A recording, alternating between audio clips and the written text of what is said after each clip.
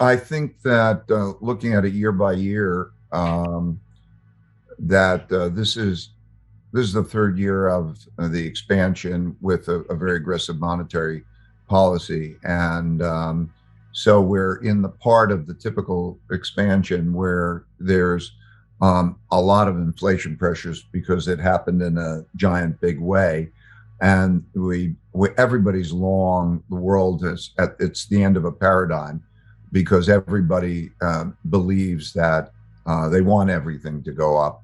And of course, that creates a dynamic where policy is long, everything goes up.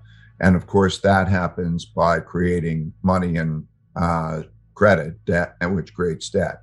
And that dynamic means that you must have a decline in real wealth measured by that, because that's the financial wealth has become enormous relative to the real wealth. Everybody who's holding bonds or assets, particularly the debt assets, believes, or financial assets in general, which are just journal entries, they're claims, but they believe that they can take that buying power and sell it and buy goods and services, and they can't. And by its necessity, there must be negative real returns, negative returns relative to um, buying power. So if we take it chronologically, I think there's the short-term cycle, which is usually the business cycle, takes 7 years on average, and give or take, depending on where you start the cycle, give or take a few years. I think we're moving along here quicker. So we're now going to be in a very tight environment, and that changes everything. So when we look at the returns of equities, and we look at the well-being of companies, you see that the cost of interest relative to the expected returns of equities creates a squeeze on equities, changes the economics.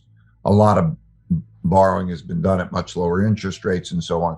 The return on equity for a company and versus the return, the cost of debt is changing, and all of those things are changing. And like all bubbles or paradigm shifts, the mentality that did exist, we don't have to worry about inflation, cash is a safe place, and so on, gets a shock. There's a punch in the face. There's been a 40-year bull market, and there's a punch in the face to all investors. We're going through it as Jeremy describes. And when that happens, things that were never supposed to happen, because everybody believes in the tech companies, and that which is the same as the Nifty 50 or the .com companies, they get hammered, right? So, like you say, 75% decline in Kathy Wood's funds, and so on and so forth. That causes the adaptation. So we're in the beginning of that adaptation. That is most similar, I think, to the 1970s period. It becomes financial. So I think as we'll come to the 2022 elections, and that'll have economics and markets has a big impact.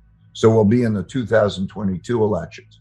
I think that you'll see greater political extremism coming out of that. Moderates are leaving, and even those who are running are populists. Populists are people who will fight to win and will not accept losing, and will fight for their constituency.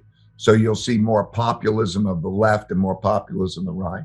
So if I look at 2023, I look at 2024, and I'm worried about the neither side accepting losing. And I think that there's a big risk that that the system is in jeopardy, because history has shown when the causes that people are behind are of greater importance to them than the system is in jeopardy. Those types of things change the world landscape. I'm emphasizing the United States, and certainly Europe is in that type of a position. So I think that when I look at it, it'll be very important to not only diversify well, but to be able to be long and short different assets in order to perform well in that environment.